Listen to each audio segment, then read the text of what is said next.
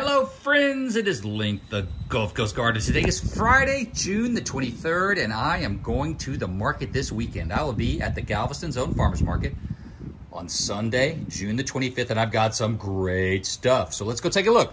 Well, first of all, it is tomato season, and I have had a bumper crop of cherry tomatoes. These things are dead ripe. They are delicious, and you gotta try some. I've got quarts for $10. I've got pints for $5. And check this out. This is a Dattle Hot Pepper, D-A-T-I-L. It is a cottage industry in the city of St. Petersburg, Florida. And I'll have just a very few for sale. This is all I have, actually. I'm going to do half pints for $5. So come down and check it out. I've even got some Dattle Pepper plants if you want to grow some yourself. So really good pepper. Now, this is one of my favorite plants. This is Petra Basil. I get the seed from Botanical Interests, and I absolutely love it. I've got some in a big pot up on the deck. I might throw a picture in here. And whenever we need basil, we just walk out on the deck, we snip a few leaves, and we are good to go, as my friend Scott Dixon would say. Grow Petra Basil. So I'll have some of those plants for sale tomorrow. The 4-inch pots are going for $5 each. Look how pretty this thyme is. If you're not growing thyme, I don't know why you're not growing thyme. It is so good. Thyme is easy to grow. It grows in containers. It grows in your garden. It grows really well here. Give it a little shade and it seems a little bit happier. Now this is an Osilio Pepper. Let me try to focus on that guy. This is an Osilio Pepper, Italian red thin skin frying pepper. It is hot. It is sweet. It is fantastic. I'll throw a picture up here. Check out how beautiful these peppers are. It might be the best pepper I've ever grown. I'm gonna grow these every year. It's an heirloom, so you grow some of these some of these Osilio, save the seeds, you never have to buy plants again. They are so good. What is that? Oh, it looks like more cherry tomatoes because it is. Speaking of tomatoes, I will have 3 dwarf varieties available on Sunday. Limited quantities because I don't have a lot, but I'll have a few of each. Now, Google Dwarf Tomato Project after this video, and you can find out what a dwarf tomato is. Basically, it's a cross between a determinate and an indeterminate, so it continuously makes flowers, but it doesn't get too big, and managing tomato plants can be a serious hassle, so I have 3 options for you. I got to tell you about this one. This is Rosella Purple. I'm going to throw a picture up here because I've been eating these for the last month or so, and they are phenomenal. Possibly the best tomato I've ever eaten. It's sweet, it's a little tart, it's just complex, it's wonderful. Now this is Summer Sweet Gold. This is a giant yellow slicer. I'll be honest, I planted 2 of them and both of them succumbed to, I don't know if it was wind or disease or my poor gardening technique, but I still really want to grow these. Summer Sweet Gold, dwarf yellow slicer. And then check out this guy. You need to buy one of these because of the name. This is a cherry tomato. It's a yellow cherry. It's called Dwarf Eagle Smiley. Dwarf Eagle Smiley. How can you not buy something called Dwarf Eagle Smiley? Really tasty dwarf tomato. It's getting a little kind of taller and leggier than the other 2, but still, for these 3 dwarfs, you only need basically a standard tomato cage. Maybe throw a stake in there because of the wind, but they're not hard to manage at all. Now, this is something you need to check out. This is a Sharente Melon. Let me take a smell. It smells like heaven, is all I can tell you. This is a French cantaloupe.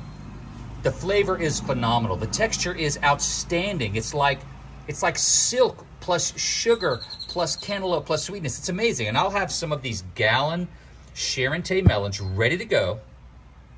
I had 2 plants and it's all the melons we can eat. I've even given some away. So buy 2 of these plants. I cannot promise you they will survive because melons are kind of glitchy down here, but if they do, oh my goodness, you will be so happy. That looks like more cherry tomatoes. I'm gonna have plenty of cherry tomatoes tomorrow. But these Sharente melons, I'll have 6 or 7 plants. I just planted 2 more just this size this week. So I'm looking for a fall crop of melons and you should be doing the same thing. So let's jump over here. What do we have? Well, back here, these are some of those Dattle peppers I was talking about. Remember that incredible hot orange pepper? It's basically habanero hot, 150 to 300,000 Scoville units. Super hot, but friggin' delicious. So if you want some of those Dattle peppers, you only need a couple of plants and you can have all that you need because you don't need a lot. They go a long way. So Dattle pepper available.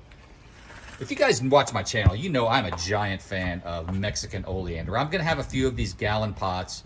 These are selling for $15. This is the most expensive thing I'm selling because it's a long growth cycle. I started from seed.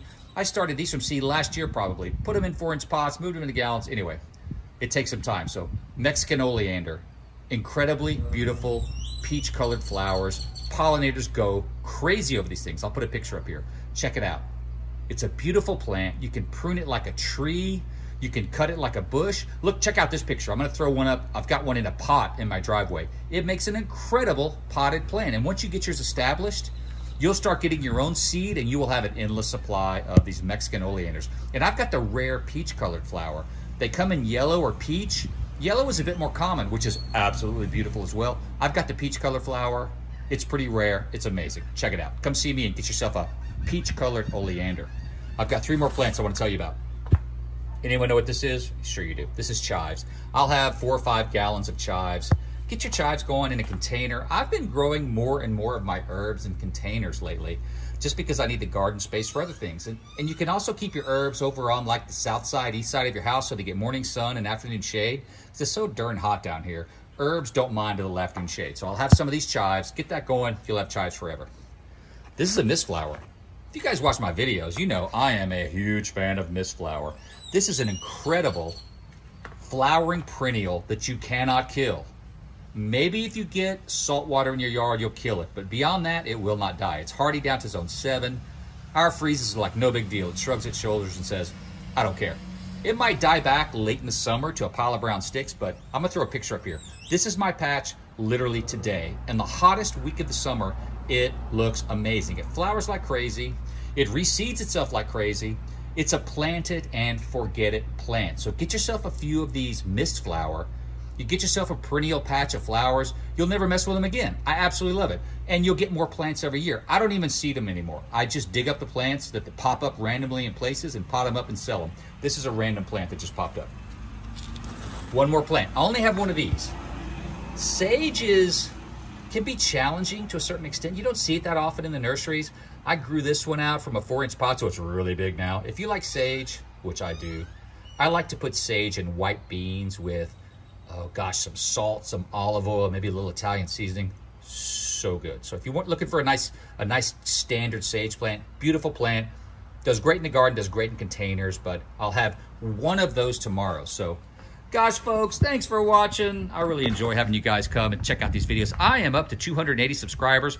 Who the heck knew I would have 280 people following this kooky channel? But I sure do appreciate it. Give it a like, of course. It helps the channel on my road to 1,000. And of course, come see me at the Galveston Farmers Market on Sunday this week. I believe it's the 25th. I already forgot. Sunday the 25th from 9 until 1. I'll have a ton of great stuff. I'd love to meet you and talk about plants. Come see me. Thanks for watching. Have a fantastic day.